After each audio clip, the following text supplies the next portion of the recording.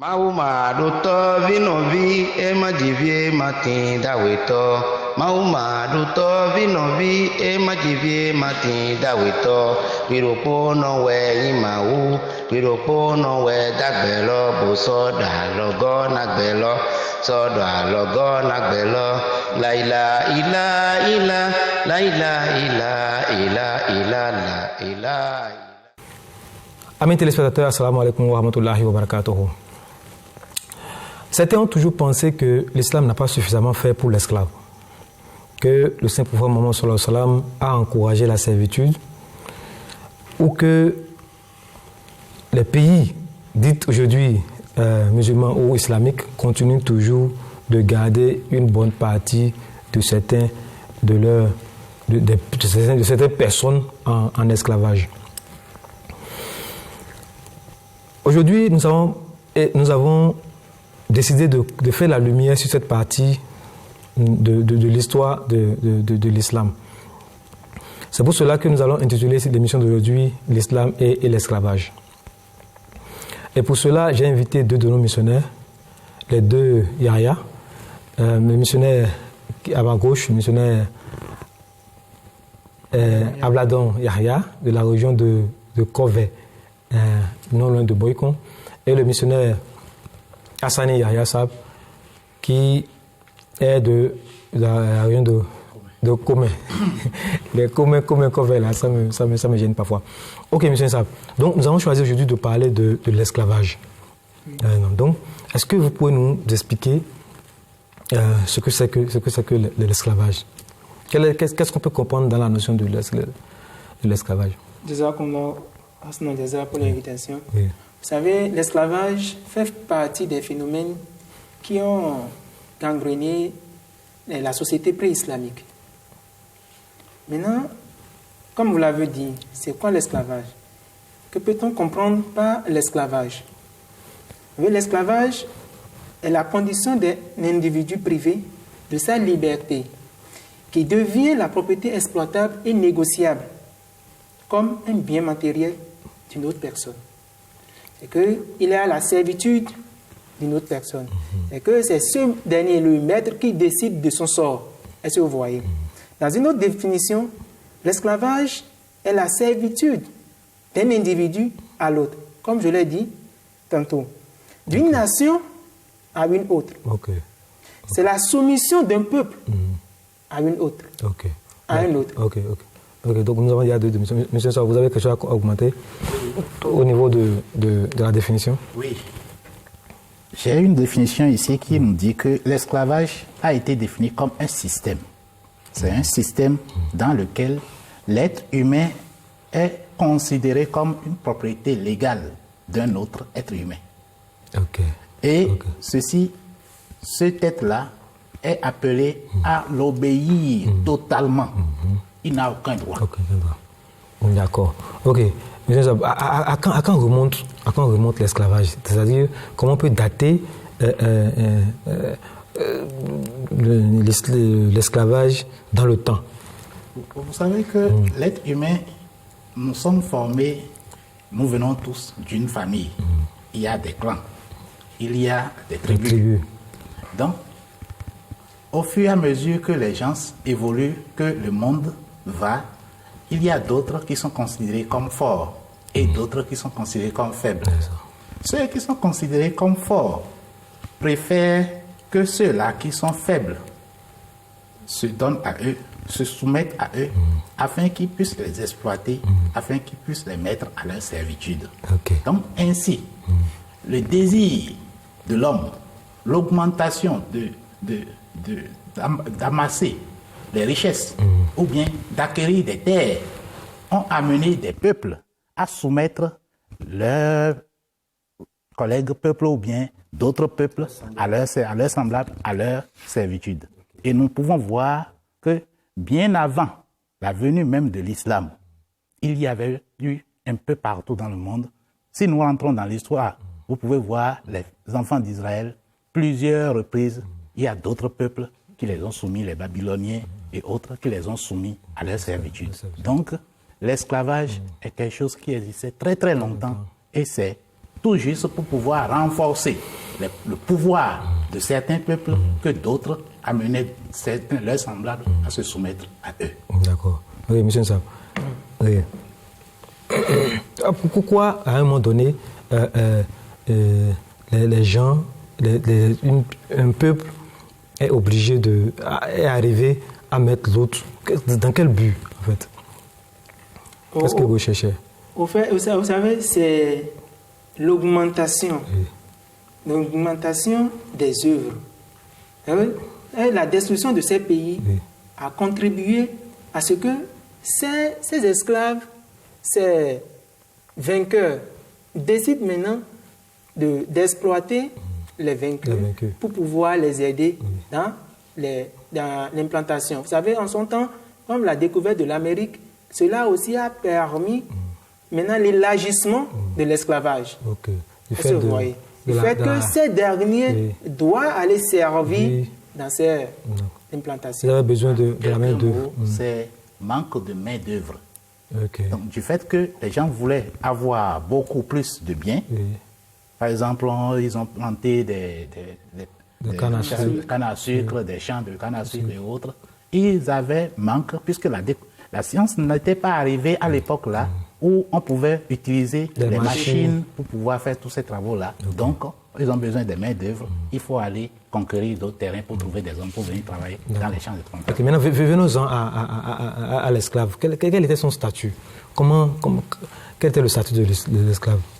Maintenant, si nous remontons encore vers la définition, nous avons dit que c'est la servitude d'un individu à l'autre. Okay. Maintenant, en regardant cela, en analysant, est-ce que nous pouvons penser que ces esclaves ont un statut qui les favorise, qui les favorisait? Maintenant, à voir, les esclaves n'avaient aucun droit sur leur maître, quel que soit si ce dernier lui fait quelque chose. Le maître a droit de leur faire tout ce qu'il veut. De vie ou de mort. Est-ce que vous voyez? L'autre point est que aucune sanction ne peut être prise si le maître le tuait. Donc, à ce point, le maître ou bien l'esclave, le maître ne peut que donner ce qu'il a reçu comme rançon. Ok. Est-ce que vous voyez? D'accord. Oui, M. Sab. Oui, quand on parle de statut d'un esclave, ça fait rire. Ça fait rire parce que quand on dit esclave, c'est quelqu'un qui n'a absolument rien. Même manger. Ce qu'on lui donne, c'est pas de manger. Okay. C'est tout juste, le maître ne peut pas dire qu'il faudrait que je cesse de lui donner à manger. Parce que quand on cesse de lui donner à manger, de perdre l'argent, il va perdre l'argent pour lequel il a acheté. Il ne va plus trouver le travail. Donc c'est la raison pour laquelle il faut lui donner quelque chose. Le minimum à manger. Minimum. D'accord. Et quand on voit la façon dont ils sont traités, un être humain vivant, on met le fer dans le feu pour pouvoir le marquer. Okay. Donc, vous voyez, c'est-à-dire que c'est plus qu'un animal. C'est plus qu'un animal. C'est horrible ce thème-là, qui est l'esclavage. Okay. Venons-en maintenant à l'islam. J'imagine que avec l'arrivée de l'islam, la condition de l'esclave a un peu changé.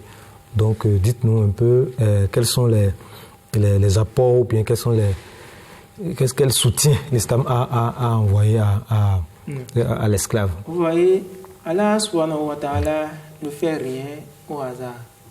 Et Allah envoie chaque fois des prophètes pour pouvoir libérer un peuple de sa, comment dirais-je? Un peuple qui est dominé. Dominé par lui. Maintenant, vous voyez, au temps où le saint prophète Mohammed sallallahu alayhi wa sallam, l'avènement du saint prophète Mohammed sallallahu alayhi wa sallam, avec les esclaves en Arabie, étaient dans une situation qui était franchement vraiment difficile. Vraiment difficile. Maintenant, en quoi le Saint-Prophète les a aidés? Si nous quels sont les enseignements de l'islam?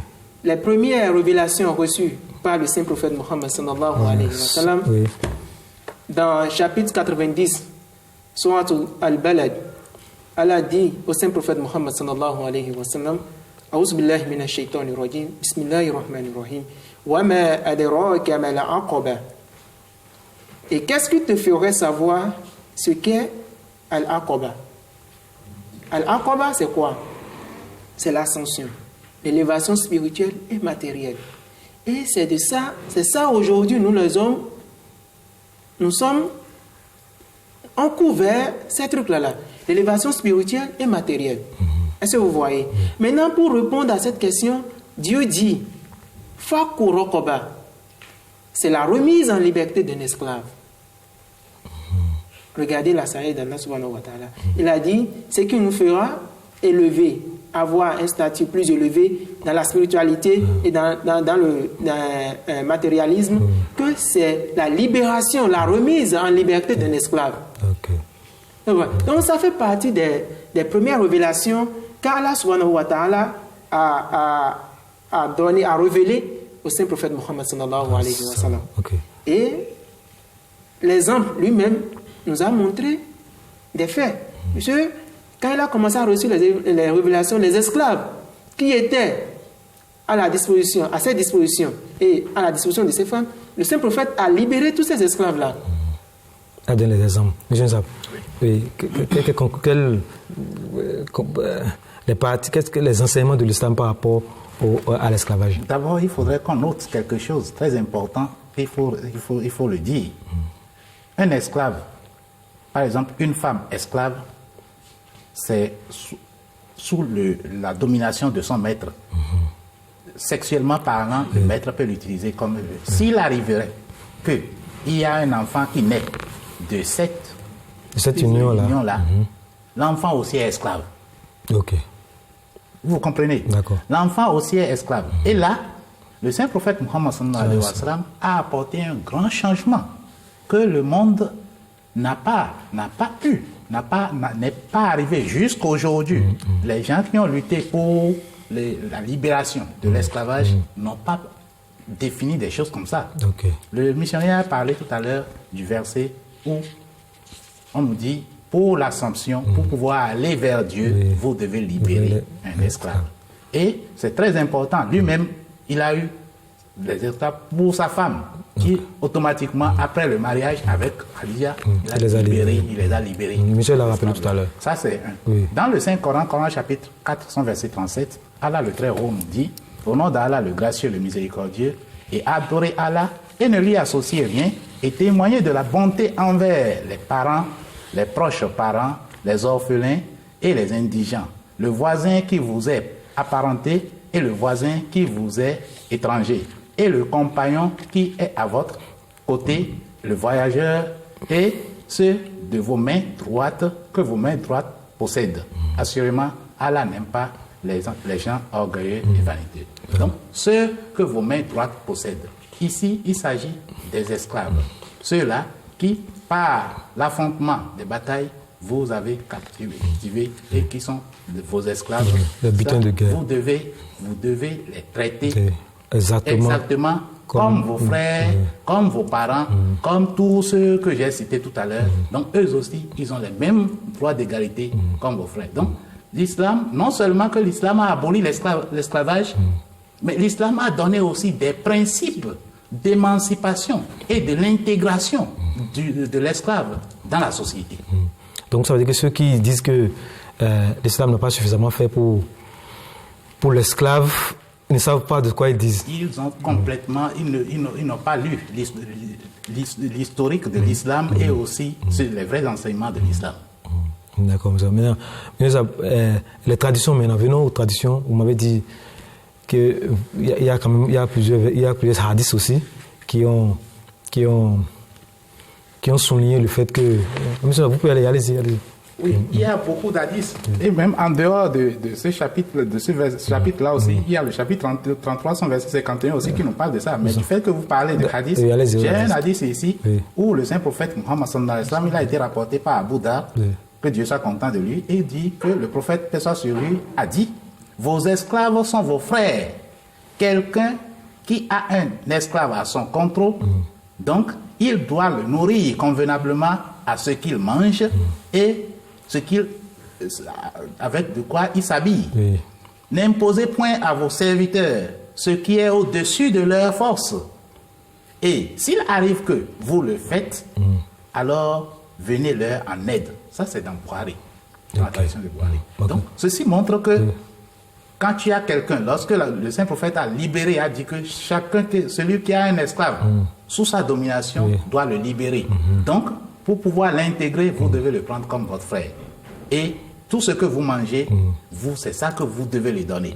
Et tout ce que, la façon dont vous vous habillez, c'est comme ça aussi, vous devez l'habiller. Donc, ce n'est pas que vous allez le libérer n'importe comment, mais vous devez prendre soin de lui et le prendre comme votre frère.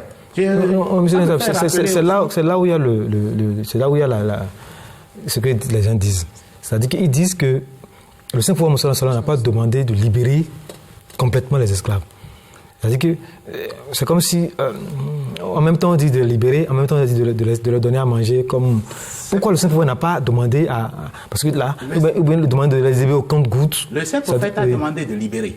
Il ne faut pas dire que le saint prophète n'a pas demandé. Le verset qu'il a cité tout à l'heure au début, le verset a dit de libérer. Mais on a vu que pendant la vie du saint prophète, il y avait quand même des sahabas qui vivaient toujours avec les esclaves. Maintenant, le point est que certains, vous savez, les doigts ne sont pas les mêmes. Donc, la décision du prophète de la révélation qui nous dit libérer les esclaves, certains, à cause de leurs ambitions, n'ont pas libéré. Mais le prophète, lui, il a libéré. Et il a aussi cherché les moyens pour l'intégration. Donc, certains, par exemple, Zaïd, qui est l'esclave affranchi du saint prophète Mohammed, ou bien de sa femme Khadija, il a tellement vu le comportement de Mohammed qu'il a dit que lui n'a jamais vu un homme comme celui-ci. Donc, il préférerait rester avec lui. Même que sa famille est venue pour pouvoir dire, Zaïd, nous sommes venus pour te libérer. Et le prophète a dit, mais Zaïd est déjà libre depuis longtemps. Zaïd n'est pas mon esclave. Il est libre. Et Zaïd n'a pas voulu, à cause du comportement du saint prophète Mohammed. Donc, ça a fait que certains sont restés. Et le prophète a dit, ils ont les mêmes statuts que vos frères. Donc, il a même interdit dans un hadith qu'il ne faut pas appeler quelqu'un esclave. Il faut les appeler vos frères ou bien garçons. Ok. Monsieur Sab, la libération n'est pas brusque. J'ai cru comprendre dans ce que le missionnaire disait que la libération a été progressive. Comment expliquez-vous cela? Vous savez, si le saint prophète Mohammed, c'est pour améliorer la condition de ces esclaves-là, après d'être libérés. Après leur libération. C'est pour améliorer leurs conditions. Pourquoi le saint prophète a utilisé cette méthode-là. Donc c'est fait à dessein. Oui. Maintenant, il y a plusieurs versets qui disent, pour expier nos péchés, il faut servir, il faut libérer les esclaves. Dans le cas des homicides involontaires, celui lors du mois de Ramadan qui a des rapports sexuels avec sa femme dans la journée du Ramadan, celui-là doit libérer une esclave. Donc, toutes ces méthodologies ont permis à ce que les esclaves soient libérés. Maintenant, ceux-là qui n'ont pas pu eu la chance d'être libérés sous ces conditions, le saint prophète Mohammed sallallahu alayhi wa sallam, par la révélation, par l'injonction divine d'Allah subhanahu wa ta'ala, il a mis en place un système que nous appelons Muqatabat. Et c'est un système qui permet l'esclave de pouvoir donner en contrat sa libération avec son maître. Pour que l'esclave puisse payer lui-même son propre rançon. D'accord, pour pouvoir gagner sa liberté. Pour être libéré. D'accord. Donc, en voyant tout cela, on ne peut pas dire que le saint prophète n'a pas fait suffisamment pour l'islam. Pour l'esclave. D'accord. Donc il était soucieux de l'après-esclavage là.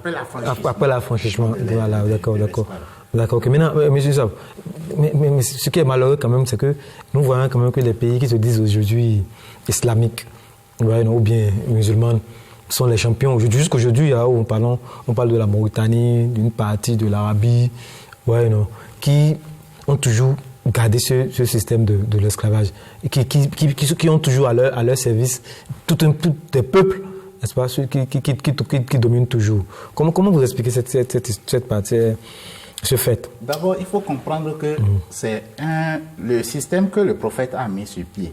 Ce système-là, si les Arabes ou bien les musulmans de ces pays que vous êtes en train d'indiquer là pouvaient mettre ça en application, je ne penserais pas, ou bien je ne peux pas penser qu'il peut y avoir d'esclaves en Arabie. Le grand point est que les Arabes, après avoir accepté l'islam, c'est des gens qui d'abord étaient devenus sauvages. Hein. Ils étaient des sauvages avant que le prophète les a récupérés.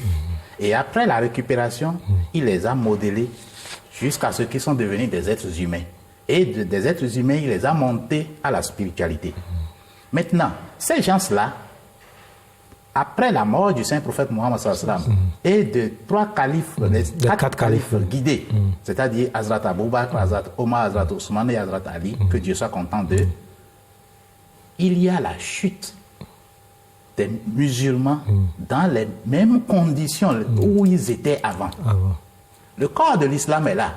Vous voyez les musulmans. Mais l'esprit de l'islam n'y est plus. Du fait que l'esprit n'y est plus, ça a amené que cette décadence-là a joué sur l'islam jusqu'à aujourd'hui. C'est tout comme s'ils sont retournés encore à l'étape où ils étaient bien avant la venue du prophète Mohammed sallallahu alayhi wa sallam. Donc, c'est ça là qu'il faut noter et c'est ça qui est en train de se passer aujourd'hui dans ces pays que vous êtes en train de voir, l'Arabie, Mauritanie, dans ces pays, Soudan, un peu partout dans le monde, où on dit encore qu'il y a l'esclavage. Comme le verset coranique le dit, si le musulman devait suivre ce qui est écrit dans le Coran, où est-ce qu'il peut y avoir encore d'esclaves? Monsieur Zap, si vous n'avez pas, on va évoluer si vous n'avez rien à dire sur ce point précis. Maintenant, je voudrais évoluer un peu pour dire que lors de la préparation de l'émission, vous m'avez dit quand même qu'il y a quand même d'autres, en dehors de la Mauritanie ou de l'Arabie, dont on a cité tout à l'heure, du Soudan, vous m'avez dit qu'il y a quand même d'autres formes d'esclavage moderne aujourd'hui. Parlez-nous-en un peu, s'il vous plaît. Oui, comme en revenant sur ce que le missionnaire a dit, bien vrai, ces pays musulmans, c'est parce qu'ils ont oublié ce qu'a enseigné le saint prophète Mohammed sallallahu alayhi wa sallam. Maintenant, ce qui a engendré maintenant cette nouvelle forme d'esclavage que nous avons aujourd'hui, tel que le travail clandestin des enfants. Le travail des enfants, d'accord, ok. Oui. Vous voyez. Nous avons également... C'est une nouvelle forme d'esclavage. Oui. D'accord. La servitude des peuples par les peuples par d'autres plus puissants. Qui sont puissants. Le cas de l'Arabie et du Yémen. Ok. Voilà. Okay. Donc, c'est parce que nous avons nous avons oublié ces enseignements que le saint prophète Mohammed sallallahu alayhi wa sallam nous avait enseigné. Oui, c'est ça. Sur ce point précis des nouvelles formes de l'esclavage moderne. Il faut comprendre que l'esclavage de notre vie, de notre monde contemporain aujourd'hui, est tellement subtil que il faut avoir les microscopes aux yeux pour pouvoir voir ce que les gens sont en train de faire. Okay. L'Afrique est sous l'esclavage. Après même, nous sommes quand même en train de dire. Les Africains sont encore sous l'esclavage. Comment ça? Le franc CFA, vous savez comment on l'appelle? Non. Colonie française d'Afrique. Les colonies françaises d'Afrique. C'est-à-dire les pays que la France a colonisés là. Ces pays-là, le franc là, l'argent là, la monnaie que toi tu as dans la poche là, c'est la France qui fabrique ça. Hein. Ok. Après même les indépendances, les Africains ne sont pas encore arrivés à fabriquer leur propre monnaie. C'est 14 pays qui utilisent le franc CFA là. Ça, on ne peut même pas décrire ça. Donc nous n'avons pas notre propre volonté, nous n'avons pas notre propre droit, nous n'avons même pas la liberté de faire ce que nous voulons faire. C'est une nouvelle forme d'esclavage. C'est l'esclavage pur. Okay. D'accord. L'uranium qu'on est en train de ramasser sous la terre africaine, c'est vous qui fixez le prix. Ils viennent avec leur prix qu'ils ont fixé et viennent ramasser ça. Vous n'avez pas de monnaie parce que c'est eux qui fabriquent ça. Si on vous donne quelque chose aussi, c'est eux-mêmes qui déterminent que c'est comme ça, on va acheter ça. C'est l'esclavage pur. Ok. En dehors de ça, ce qu'on est en train de voir en Amérique, on tue le noir. On tue le noir seulement, c'est un nègre. Et dans certains pays aussi, n'importe comment. Alors que le prophète Mohammed sallallahu alayhi wa sallam, dans son dernier discours, Il dit le noir n'est pas supérieur au blanc et le blanc n'est pas supérieur au noir. Un arabe n'est pas supérieur à un non-arabe et un non-arabe n'est pas supérieur à un arabe. Vous voyez comment cet homme-là a aboli l'esclavage? Si les gens allaient utiliser ces enseignements-là, aujourd'hui, qu'est-ce qui allait se passer sur cette terre? Ça va certainement, entre le noir et le blanc. Mais malheureusement, puisqu'ils ne veulent pas suivre ces enseignements-là, vous voyez comment le monde est dans le déséquilibre. D'autres peuples, j'ai suivi quelque chose où certains se disent, ces Français ou bien ces Européens-là se disent que c'est eux leur culture qui est la meilleure culture. Dieu le très haut n'a rien dit comme ça. Nous sommes tous des êtres humains et nous devons lutter pour le bien de l'humanité. Voilà la raison pour laquelle le monde est là où nous sommes. On a vu les conséquences de l'esclavage. Il y a eu beaucoup de conséquences. Qu'est-ce qu'on nous a laissé comme conséquence? L'apartheid en Afrique du Sud. Vous voyez, le racisme. Dieu merci, l'apartheid a pris fin déjà. Vous voyez, ça a pris fin. Vas-y pour voir ce qui se passe là-bas. Donc, tout ça là, c'est des choses qu'on doit dire au monde. On a besoin des enseignements du Saint-Prophète Mohammed sallallahu alayhi wa sallam. On a besoin de la venue, du retour du Saint-Prophète Mohammed sallallahu alayhi wa sallam. Et je vais le dire en disant que le Messie promis alayhi wa sallam est arrivé pour nous donner encore cette renaissance de l'islam que nous avons oublié avec le temps. Oui, M. Sab, nous avons noté plusieurs formes modernes de l'esclavage, le travail des enfants, la servitude des peuples, et la ségrégation, l'apartheid, le franc CFA, tout ça. Qu'est-ce qu'il faut faire maintenant? Quelle solution on a? Parce que là, il faut quand même qu'on soit libéré de l'esclavage. Ou bien... Vous voyez, ça l'a dit, que le Messie promis alayhi salam est venu pour révéler l'islam. C'est-à-dire, le Messie promis veut maintenant nous ramener en arrière vers les enseignements de l'islam. Maintenant, ce qui va nous permettre maintenant à chacun de nous de connaître ses devoirs et ses responsabilités. Pour mettre fin à ce phénomène, il faudrait que chacun de nous change nos mentalités. Et nous devons travailler dur pour changer. Le travail libère l'homme. Oui. C'est vrai que le travail va nous libérer de l'esclavage. Monsieur Sam, solution. La solution, premièrement, c'est qu'il faut envoyer les enfants à l'école. Ah, là, c'est plus clair. Envoyer les enfants à l'école. Permettez, étudier, donner l'éducation aux enfants. Et ça pourra les libérer de l'esclavage. Ça, c'est la première des choses. La deuxième des choses, c'est que les autorités, les gens qui nous dirigent là, ils n'ont qu'à savoir que le peuple ne veut plus de leur système là.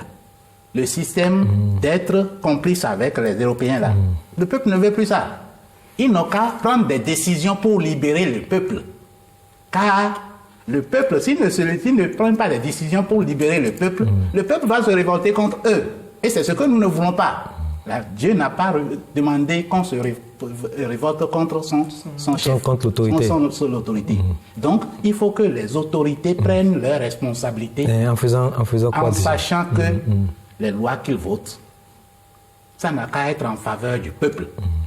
Et aussi, faire de tous les possibles, mettre les moyens à la disposition des gens afin qu'ils aient accès à l'éducation, à la connaissance.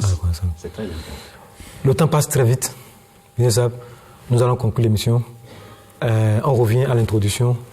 Qu'est-ce qu'il faut dire maintenant qu'est-ce qu'on dit à la face du monde pour leur dire l'effort ou bien la contribution de l'islam et du Saint-Prophète Mohammed sallallahu alayhi wa sallam par rapport à l'esclavage.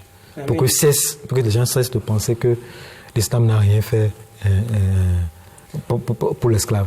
Avec les enseignements de l'islam à élever le statut des esclaves. Franchement parlant, l'islam, ses enseignements, a élevé le statut de ses esclaves. Donc, en voyant même, vous savez, au temps du Saint-Prophète Mohammed sallallahu alayhi wa sallam, ils envoyaient même ces esclaves libérés. Il les a nommés comme commandants de guerre. Il y a même ces esclaves qui sont parmi ceux qui ont été délégués par le Saint-Prophète sallallahu alayhi wa sallam pour apprendre le Saint-Coran aux autres. Ok. Donc il a responsabilisé les esclaves. Le saint prophète sallallahu alayhi wa sallam nous a enseigné comment se libérer de ces esclaves et partir de lui-même, il nous a montré ces exemples-là.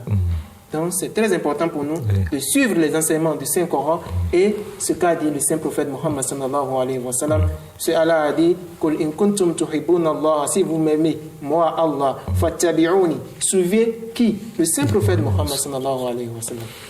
Monsieur Zab, on va conclure. D'abord, il faut, c'est la même question que vous voulez me poser. Oui. Pour conclure. Oui, d'accord. Il faut noter que c'était en 1848 que Victor Schœlcher a aboli l'esclavage. Et nous avons vu Abraham Lincoln qui a aussi dit aux Américains de esclaves. Mais libérer les esclaves, prendre les dispositions et l'émancipation, c'est le prophète Mohammed sallallahu alayhi wa sallam qui a déjà donné le top depuis 1438 ans ou bien 1439 ans. Donc, si nous voulons retourner aux vrais enseignements de la religion, il n'y aura pas d'esclaves dans ce monde. Mais le simple fait que les gens ont l'ambition, les gens ont le désir, les gens veulent toujours accaparer les biens. L'esclavage est parti d'une forme jusqu'à ce que nous sommes en train de voir aujourd'hui, l'asservissement ou bien la servitude de tout un peuple. Et ce que nous devons faire, il faut beaucoup prier. Il faut beaucoup prier. La prière. Et demander de prendre leurs responsabilités pour que nous nous libérons de ces chaînes de l'esclavage. Merci beaucoup, missionnaire. Merci beaucoup, missionnaire Bladon Sab. Nous avons compris que le Saint-Prophète Mohammed a mis en place un système qui a assuré aux esclaves une vie après leur libération. Ce que Abraham Lincoln n'a pas fait à son temps aux États-Unis, où les peuples ont été libérés en masse et laissés à eux-mêmes. Donc, c'est la conclusion de notre émission. J'espère que les téléspectateurs ont compris. Nous sommes très contents de vous savoir, toujours nombreux à nous écouter. Nous vous donnons rendez-vous très prochainement pour un nouveau numéro de Aube Naissance. Assalamu alaikum wa rahmatullahi wa barakatuh. La ilaha illa illa, la ilaha illa illa illa, la ilaha illa, la ilaha illa illa, la ilaha illa illa illa, la ilaha illa, la ilaha illa. Mahuma to vinovi, majivie matinda weto. Mahuma to vinovi, e majivie matinda weto. Viropo no we imahu, viropo no we dagbelo bosodo.